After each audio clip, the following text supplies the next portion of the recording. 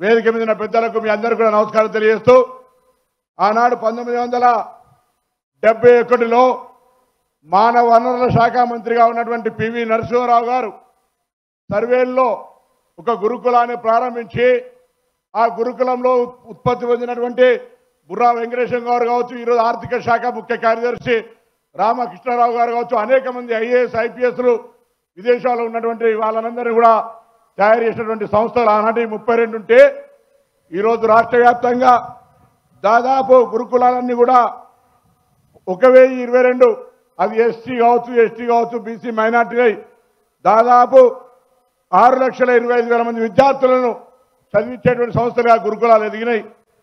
ఆనాడు ఈ యొక్క పివి నరసింహారావు స్ఫూర్తిగా ఈ గురుకులాలు ప్రారంభిస్తే దాని తర్వాత వారు అదే స్ఫూర్తి తీసుకొని విద్య ప్రాథమిక హక్కు, విద్య అభివృద్ధి అయితేనే దేశం అభివృద్ధి అవుతుందని మరి నవోదయ విద్యాలయం తెచ్చినటువంటి పరిస్థితి మనందరికీ కూడా తెలుసు.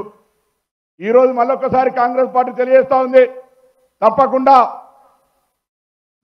రేవంత్ రెడ్డి గారి నాయకత్వంలో చాలా కాలంగా పెండింగ్ ఉన్నటువంటి ఇవన్నీ కూడా సత్వరమే మేము మంత్రిగా బాధ్యతలు చేపట్టిన తర్వాత అధికారులతో సమీక్ష చేసి చట్టపరమైన న్యాయపరమైన చిక్కులన్నింటినీ పరిష్కరించి మనం ఏ విధంగా ఈరోజు వాళ్ళ ఆశీర్వచనంతో ప్రభుత్వంలోకి వచ్చిన వాళ్ళందరూ కూడా వాళ్ళ కుటుంబ సభ్యుల ఆశీర్వచనం, వాళ్ళ స్కిల్స్ మేరకు అందరికీ ఉద్యోగాలు తొందరగా రావాలనేటువంటి నిర్ణయం మేరకే ఈ ప్రక్రియ ఇంత తొందరగా జరిగిందనేటువంటి మాట కూడా ఈ సందర్భంగా మనం చేస్తా ఉన్నాం.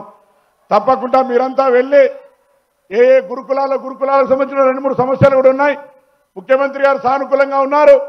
ఈరోజు 2004 నుంచి 2014 దాకా మెస్ ఛార్జీలన్నీ కూడా గ్రీన్ ఛానల్ ద్వారా పేమెంట్ అయ్యేటువంటి ఎప్పుడు ఇబ్బంది లేకుండే.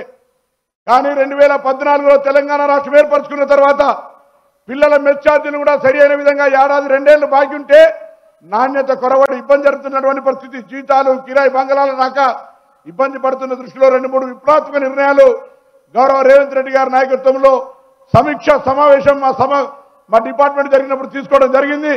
ఒకటి, ఎస్సీ ఎస్టీ బీసీ మైనార్టీలకు సంబంధించి రాబోయే కాలం లోపల ప్రతి మెస్ ఛార్జీని గ్రీన్ ఛానల్ ద్వారా పేమెంట్ చేయించడానికి వారు ఒక ప్రణాళిక రూపొందిస్తున్నారనే మాట కూడా ఈ సందర్భంగా మనం చేస్తా ఉన్నాం. అదేవిధంగా గురుకులాలు మెజారిటీ 70% అద్దె భవనాల్లోనే ఉన్నాయి. వాటన్నింటినీ ఒక క్లస్టర్ లాగా జిల్లా కలెక్టర్లకు ఆదేశాలు ఇచ్చినారు. 4-5 ఎకరాలు తీసుకొని అక్కడనే రెసిడెన్షియల్ కాంప్లెక్స్ ఉండేటువంటి టీచింగ్ స్టాఫ్ కు ప్లే గ్రౌండ్ తో పాటుగా ఎస్సీ ఎస్టీ బీసీ మైనార్టీ అన్ని కూడా ఇక్కడ ఉండే విధంగా ఒక ప్రణాళిక రూపొందిస్తా ఉన్నారు.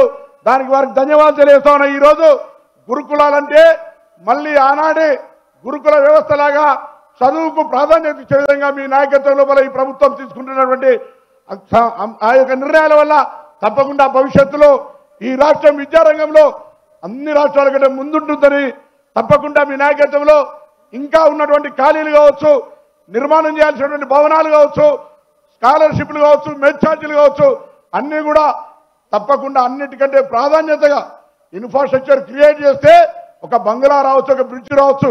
కానీ ఒక విద్యార్థికి సంబంధించి మనం ఇచ్చేటువంటి సపోర్ట్ తోటి ఈ దేశ పౌరులుగా భారత పౌరులకు ఒక మంచి నాయకుని యొక్క నిర్మాతను మనకి ఇచ్చినట్టయితే కాబట్టి దయచేసి ఆ విధంగా మీరు తీసుకుంటున్న నిర్ణయాల పట్ల శాఖ తరఫున ధన్యవాదాలు తెలియజేస్తూ మరొక్కసారి ఈ సందర్భంగా మీ అందరికీ హృదయపూర్వక శుభాకాంక్షలు, అభినందనలు తెలియజేస్తూ నమస్కారం తెలియజేస్తా ఉన్నాను.